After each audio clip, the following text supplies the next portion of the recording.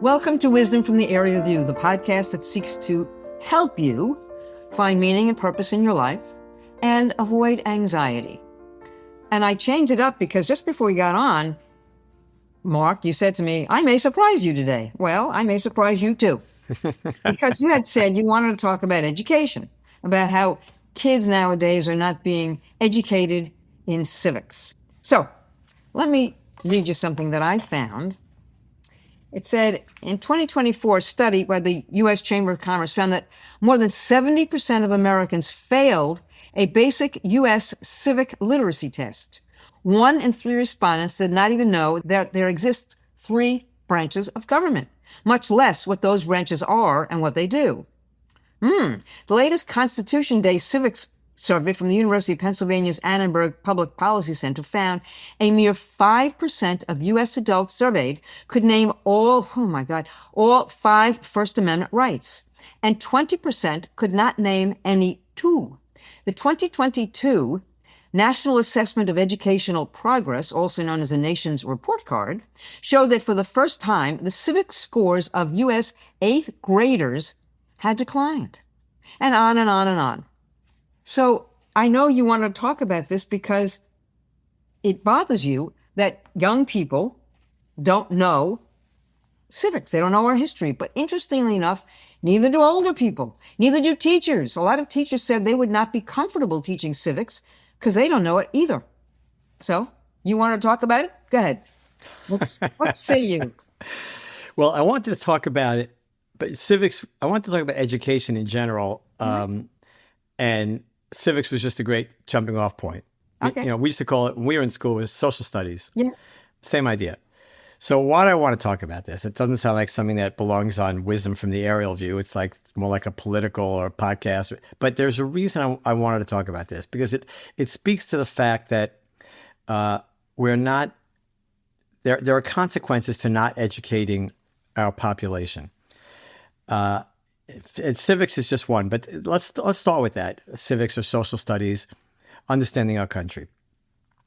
I saw some more statistics recently during the July 4th run-up for our 250th anniversary that a large number of Americans were not proud to be Americans. They're not proud of our country. And the number is, obviously it's skewed more towards people on the left who mostly were not proud of our country. At least half, I think about half were not. On the right side of the scale, 90-something% were proud. Okay, so it does separate somewhat along political lines. But what that tells you is that people do not understand some of the fundamentals of what our country is and why it is. Why are people fighting to get in and very few people are fighting to get out? Some people leave. It's true. Some people leave the country. They were upset with our politics, with Trump specifically, and a small number of people actually did leave, but very, very few compared to the billions that want to come in. And when you see something like the World Cup we talked about, that's still going on, the World Cup, the people from around the world that are coming to the United States are having a blast. They love it. They think our country is very cool. And it's not just them. The fact that if we left our borders open, some number of billions of people would try and get here, because people who live in countries where they don't have freedom, they don't have opportunity, and those are the two big ones, freedom and opportunity, are looking for it, and where they see it most is in the United States of America. So the fact that so many people in this country are not proud of this country tells you a couple of things. One is, they have been miseducated or uneducated. And like you said, it's not just young people. It's people of all ages. They really don't understand. Nobody's expecting a country to be perfect. If you're expecting your country to be perfect, or your company to be perfect, or your family to be perfect, or anything to be perfect, you're going to be disappointed, because pure perfection is not attainable in any of these venues.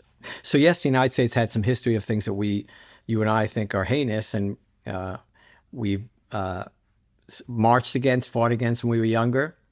I don't think when we were younger, even during the time of the Vietnam War where we protested, or the Civil Rights Movement where we protested, I think if you had asked us, are you proud of your country? We'd say, oh yeah, we're proud of the country. We just need to fix this. right? We're not proud that we're in a war in Vietnam. We didn't like it. We thought it was a bad idea. Most young people did at the time. And it turned out it was a bad idea, but never did we say, we hate this country and this is a terrible place. And during the civil rights movement of the 60s, we were obviously the same thing. We were very upset by what was going on. Many of us were. Many of us protested and marched along with our black citizens. But we didn't feel like the country was a disaster. We said, let's fix this, right? So there's always going to be things to fix and improve. But when you don't educate your young people to be proud of not only to be proud of their country, but to understand that it takes a community to work together to improve things, then you're going to end up with a problem. We read about what's going on in the democratic socialists, and I look at this and I go, well, you're not going to find anybody who lived in a socialist country who's going to think this is a good idea. Just ask them. Ask people who lived in Soviet Union and in Russia or all the Soviet bloc and in what was then Czechoslovakia, Hungary, Poland, all these places that were under the Soviet umbrella. Ask them how it was. Cubans, they'll all tell you the same thing. It's a disaster. It's always a disaster. And yet somehow this is rearing its ugly head again, as if it's never happened. Now, I always say history repeats itself and we're watching it again. But the fact that people are not educated to understand these things is a real problem. But so I'm going to stop talking about civics. I do want to move on to something else, but I certainly want to give you an opportunity to weigh in on this. Well, the only thing I would disagree with you. I believe that during the 60s, people did say they hate their country, and particularly those boys who were being drafted to go into service, who moved to Canada. So I think, which goes back to what you're always saying, nothing's new under the sun. So I believe that during the 60s, people did say they hated their country. And I think when people say it today, I will tell you how I feel. I'm disappointed in my country. Do I hate my country? That's a hard word. It's a harsh word. But I am deeply disappointed in my country right now. So I guess you and I are sort of at opposite ends on this one, but I am deeply disappointed. Do I hate my country? Am I proud of my country right now? I'm not proud of my country about a lot of things right now. That's my opinion. That's fair. It's fair. Look, I think it's fair to say that there are things about your country you're not proud of and you wish were better. That's totally legitimate for anything. And I will tell you, I was of draft age, and I got within a whisker of getting drafted for the Vietnam War. Mm-hmm. But I ended up not getting drafted again, but it was close. And I was against the war, but I didn't ever hate the country, Enid. I didn't like this particular thing, right? I wasn't a fan of, the policies, both Democrat and Republican. Because remember, the war started under Kennedy, got mostly increased under Johnson. And then, of course, Nixon finally managed to, after much ado, finally get it to draw to an unsuccessful close, but it was closed at least. But I would say, and I was, with guys my age who were all about to be drafted, and I don't remember us hating the country. We didn't like this. Is a difference. And even now, I would say, I think it's no. It's not. I don't think it's semantics. I think you can say it's like your family, right? There are things your family does, and you go, I don't like that. I'm not proud of my parents, brothers, sisters, siblings, whatever, children. I don't like what they're doing, but I don't hate them. Right? I wish it were different. So we're always going to have things in a community, in a country that we disagree with and we wish can be better. And it's our job to try to improve them, non-violently, of course, and try and do what we can to make it better. We should always be doing that. That is never going to end anywhere on earth. But it's different than hating your country. But I don't want to get bogged down into that semantic thing, because I think that really what I wanted to talk about is the fact that the lack of civics education is a symptom of a deeper problem. And that deeper problem is we're not teaching our children the important things to understand about life. And so when you see people, we talked recently about anger, how anger is a choice. And you see the amount of anger in this country, especially, not especially, but including younger people, that is very troubling to me, because that is a lack of understanding about what your life is, what it's supposed to be, how you can best live it, what your goals should be. We've neglected that in our education system. That's why our young people are so distraught in so many ways. Suicide rates are very high, right? And social media is certainly not helping. But we have this underlying fundamental, I won't call it a sadness, but a lack of enthusiasm, let's put it that way, for the future, for their future lives in many people. And I think it's because we've set expectations incorrectly. We haven't taught kids the most fundamental things about caring for others, about love, about kindness, about generosity, about not being the most important thing, about not being the center of attention. The whole idea of selfies, taking selfies day in and day out, that's the antithesis of what you really want to be in your life. You'll never get happy taking selfies. That will never work. But we don't teach kids that. We don't explain this to them. So what I really wanted to talk about is this our failure in many ways to educate especially younger people, because they're the ones that count. You're right, older people have the problem too, but especially younger people, because they have a long future ahead of them, and they're gonna end up in a place that is not going to be fulfilling, not going to be meaningful, and it will cause a large degree of unhappiness and disappointment because their expectations are incorrect, and we haven't led them down the correct path in many ways. I think your conversation, you said something and then you took it back. You said maybe sadness. It is about sadness. I think right now, Americans, for the vast majority of them, we're sad. All you have to do is, you just said to me before we came on, you said you don't even read the paper anymore. You don't want to watch the news because it makes us sad. It's depressing. There is not much. That's why we go back to our conversation about the World Cup. That's why that was so exhilarating. It's still going on.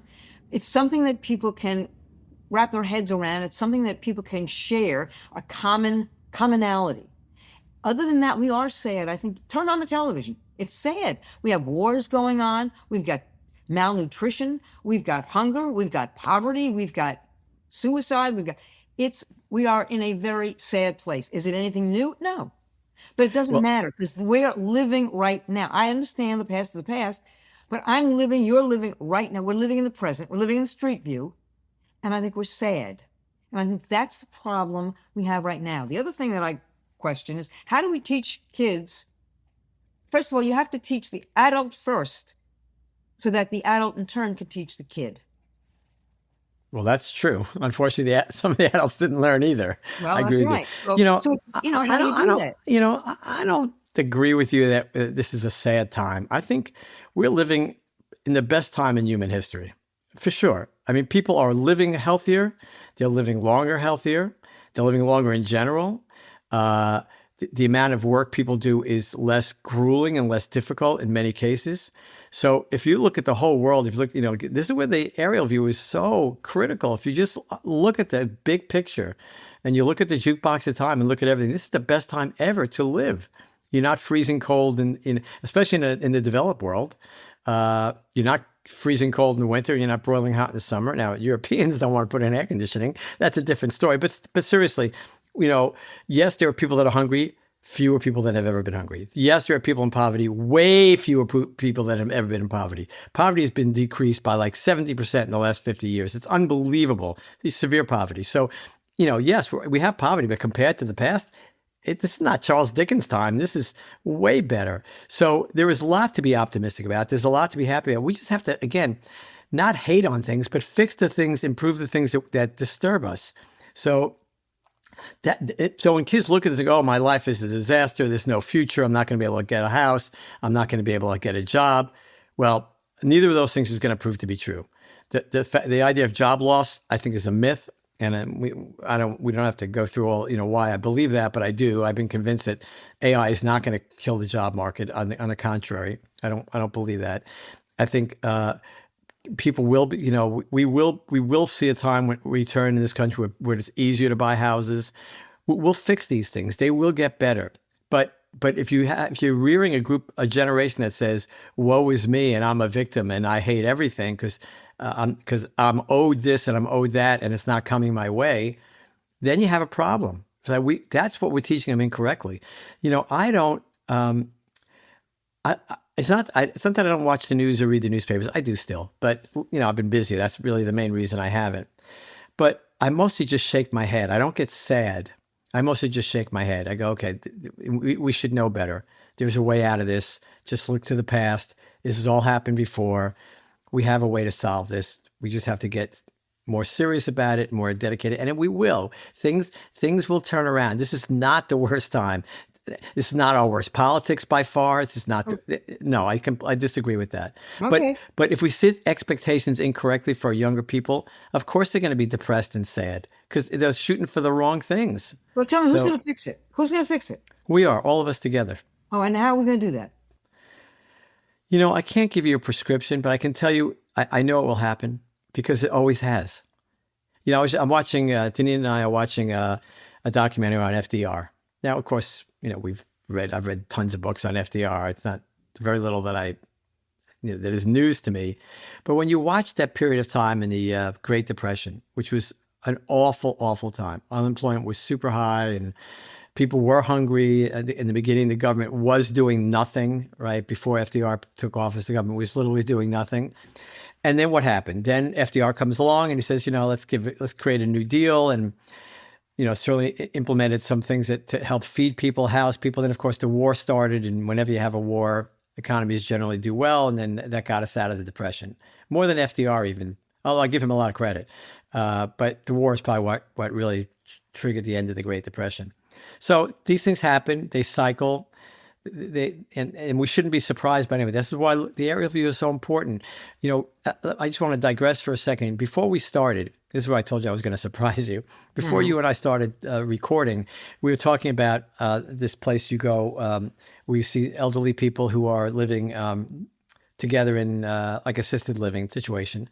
And you've talked to some and they said to you, this is my life now. And you said it's kind of sad. These people have had unbelievable lives, unbelievable careers. And here they are in their 90s, and they're living in an assisted living and it's so sad. And you talked about who they were. And of course, in the aerial view, there's no such thing as who they were. It's who they are. They're just on a different page of the book. That's the point. They're on a latter page in the book instead of an earlier page in the book, or the middle of the book when they had these roaring careers and they were writers and people in all kinds of occupations, being very successful, having lives, having families and friends and so on. And now they're on the latter page of the book. They're almost near the end of the book, right? And so it's very easy to say it's so sad, but it's not sad. It's in a sense that the rest of their life is still going on. That's what we know from the jukebox of time. All of these things, all the events of their previous life are not history. They're still happening. They're still going on. And so when you take that perspective, you then find yourself less sad and less disappointed about life. And I think that's what's lacking in teaching younger people. This is all part of your story. You are writing a novel. You are the protagonist. You maybe right now are going through a time. One of my children is now currently looking for a job. And I know it's hard for him, right? But I also know that he's on an early page in his book. And if we fast forward 50 pages, flip through, things are going to look a lot different. He can't see that now. I can't see it, what's going to happen, but I know it's going to happen. So that's the better way to look at life as the novel, the metaphor of the book, to understand that during the many pages of your life, you're going to have ups and downs. There's going to be good things and bad things, but they're all part of your story. You cannot remove any single page. If you remove a page, your whole story is different. And that's a better way to look at it. And so you end up then not being disappointed, sad, frustrated. It gives you some degree of optimism because there's a lot more of the story to be written. Or in the case of the older people, all that stuff is from their earlier lives is still going on. So well, first of all, I am sad, but what do you say to your son? I mean, he's trying to find a job. He can't find one. What do you say to him? He's highly educated. He's super smart. And he will find a job. Now, I don't know what it's going to be or when it'll be. It could be in a month, could be in 6 months. I don't know. And then what does he in turn, I mean, he's living it. He's living it. Yeah. Right. So understand, this is part of your story. Some people's stories start. But he's like, because he's living in your home right now. Yeah. He's not out on the street. Right. He doesn't have a job, so he couldn't afford an apartment or whatever. But what happens if he didn't have you? Well, yes, but most people in this country don't live on the street. The people that do live on the street, generally speaking, have different issues. But most young people who can't find a job are not living on the street. Hardly any. Maybe it's probably a fraction of a fraction of a fraction of a fraction of a percent. It's nobody, basically. So you have to understand that your life is a story. It's a book. You'll have ups and downs. You happen to be, so you got to, if you go back to his first 20-something years of 20 years of his life, you go, well, there's a lot of good stuff in there, right? Now he's running into a little bit of adversity. You have to have adversity. It's part of the story. But you don't give up. You keep working. You keep trying. It'll be okay, So he's done all the right things. He's continuing to do the right things. It'll work out. Do I wish it were today? Yes. And it's only been a very short period of time. He just finished school, so it's very short. But that's the way to look at it. You have to look at the whole, you got to get in the aerial view and look at the whole book to see, oh, okay, he's only on page 20. There's 400 pages to go, 500 pages to go, 1,000 pages to go, some huge number of pages to go. He's at the beginning. Your friends who are in their 90s in assisted living, they're at the end of the book. But the interesting thing about them is their whole stories are not gone. They're not just in the past. They're still going on. They're still young people. They're still in the middle of their careers. These moments never go away. This is the whole point. So when you, on both ends, whether you're in the beginning or the end, if you understand the aerial view, that your life is a novel, and that all the pages, in a sense, have already been written. You're only on one particular page at a time. And so you have to just go with the flow. Take it in stride. Continue to do the best you can. Continue to strive to become a person of substance, to, when you can, help other people. Then you don't have these bouts of depression and sadness and frustration. You get the big picture. You have to have the big picture. That's the aerial view. Let's get back to civics for a second, because it is rather frightening that, they do these man on the street or person on the street interviews, and they ask people about the three branches of government, and they don't know the answer to that. I think it's part and parcel to this whole issue of where we are as a society and where our educational system is lacking. And I think it is lacking in terms of civics. And maybe that is, while you don't like the word sad, I think that is sad that we don't know that. And I don't know how we work our way out of that. And I'll ask you a question. Are you ever sad? Does anything ever make you sad? Well, I try not to be sad. I've certainly been sad in the past. I'll probably be sad in the future. If I'm sad, it's going to be very short-lived, because I just flip back up to the aerial view, and you have to appreciate this life is finite, right? Again, I've said this a million times. We live our lives as if we do everything right, it goes on forever. But it never goes on forever. It doesn't matter what you do. It's going to end. It's a limited time engagement. Make the most of it. There's going to be ups. There are certain pages where things are great. Certain pages there are downs where things are not so great. Adversity, difficulty, stress, struggles. Yes. And then moments of great joy and happiness, like we discussed about joy last time. You're going to have these things. It's part of your story. So you have to catch yourself. Your initial reaction. Remember, the brain interprets everything. No event, no phrase, no word, nothing has any intrinsic value. It's whatever our brain interprets it to be. That's a really helpful thing to remember. I'm making myself sad. I'm making myself depressed. I'm making myself disappointed. I don't have to. I get that choice. Okay, things are tough. I'm on page 87. It's not going so great. But page 45 was terrific, and page 227 will be even better. So that's the way to look at it, right? It's all part of your story. So you have to catch yourself. So do I get sad? Yes. And then I catch myself and I go, no, you're getting this wrong. And I do this pretty much on a daily basis. I'm always reminding myself of how to interpret this world and what I'm supposed to do. And that keeps you from getting too low. I think it's not just a phrase or a trick. It's real. The aerial view is real. The fact that your life is a story is real, that all moments exist forever. All moments are playing forever. This is real. All time exists. This is real. And when you appreciate that, you're able to return to a new equilibrium. It's not simple, but the more you do it, the easier it gets. So that's kind of the way I look at it. I think, and going back to your civics point, this is a fixable problem, right? It's the fact that kids don't know something, this is fixable. Our education system stinks. It stinks, right? We don't set high enough standards for kids. We can blame two groups. I don't really want to blame anybody because blame doesn't help. But if you want to blame two groups, it's the parents and the teachers. Bingo, that's it, right? And the teachers, you can look at the structure of our education system, whether it be the unions or the government institutions or the school boards, whatever. Everybody needs to do better. As a doctor, I told you many times, there's only one thing you have to think about. what's best for the patient. If you always keep your eye on that ball, if you always say what's best for the patient and you do what's best for the patient, things will work out. It's when you start as a doctor thinking of other things. Can I make more money? Can I be more famous? Can I get more time off? Whatever it is. Can I get more prestige? When those become your focus, then you digress and you get diverted from your attention on the patient. That's when bad things can happen. But as a doctor, just keep your eye on the patient. What's best for the patient? Well, it's the same thing here. What's best for the student? What's best for our kids? We don't think about that. That's not our politics. Our politics. When's the last time you heard a politician really mean our children come first? None of them say that.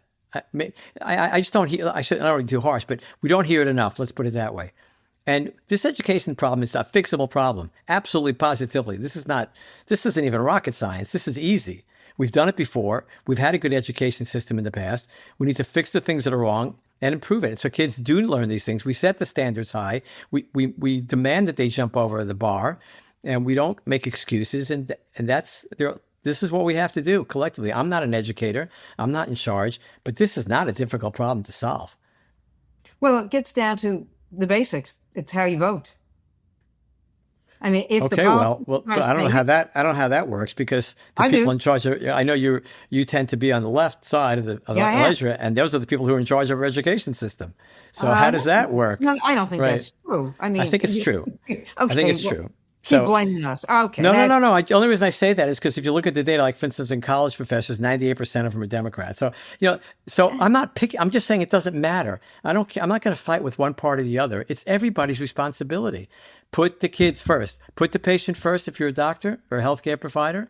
Put the students first, the kids first. If you're a parent, an educator, a politician, whoever, put the kids first. Right? Are our kids educated? No. It's not just civics. 30% of them are proficient in math? I mean, reading? It's terrible. It's not just civics. It's everything. We're doing a terrible job, and it's fixable. Well, you talk about reading. I was looking at some statistics about student athletes, particularly in the college level. When they recruit them to come to their college to play football, to play basketball, they don't care if they can read. It doesn't matter to them that they can read. It's about the brawn, not the brain.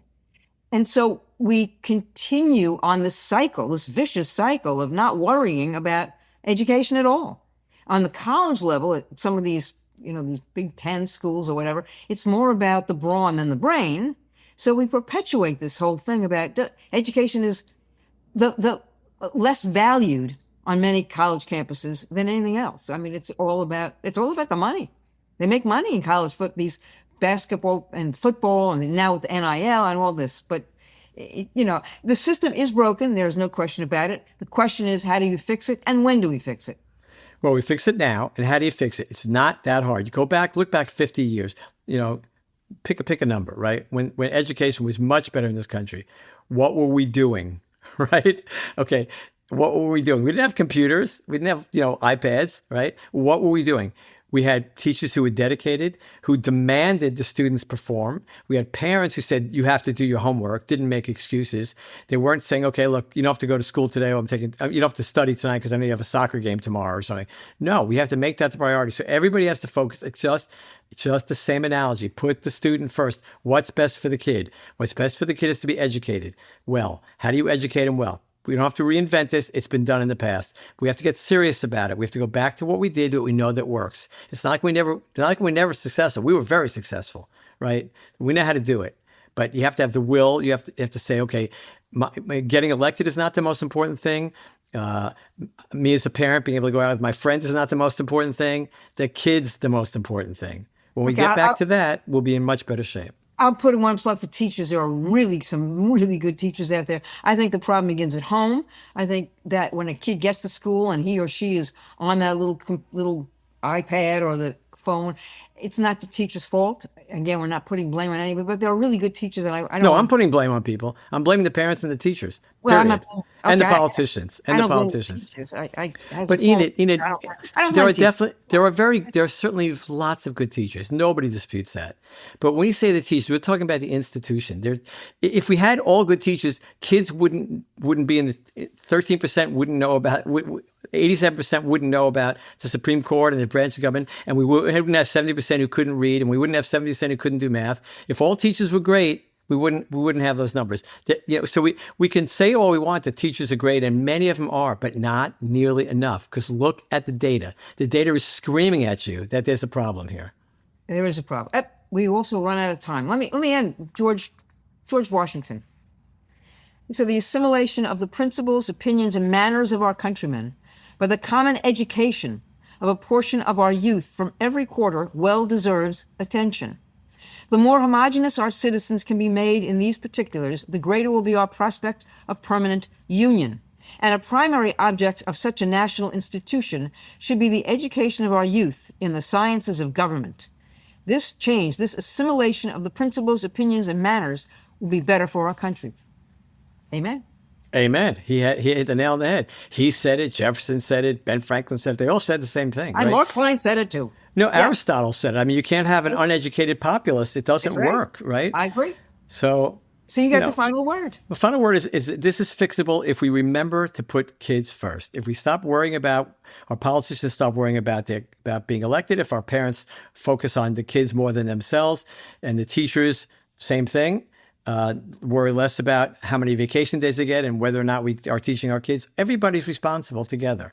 All of us, parents, teachers, politicians. It's a fixable problem, but it's not just civics. It's everything. That's what I'm talking about. It's how to live a life of meaning and purpose, the things we talk about every week. This is what we're not teaching kids. And the whole idea that your life is a story, it's going to have its ups and downs. Keep going. I'll tell you one quick aside. When my daughter was in college, a girl she knew committed suicide. I think it was a girl, maybe it was a guy, I don't remember. And she was very distraught, of course. And she said, Dad, I know you would never let this happen to me. That's what she said.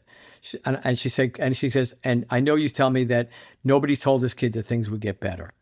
So I don't want to minimize and simplify suicide in young people. It's very complex, and I don't mean to gloss over it with one sentence. But if kids understand that things will get better, they're only on the early pages of the book, and as the book gets written, great things are going to happen to everybody at some point.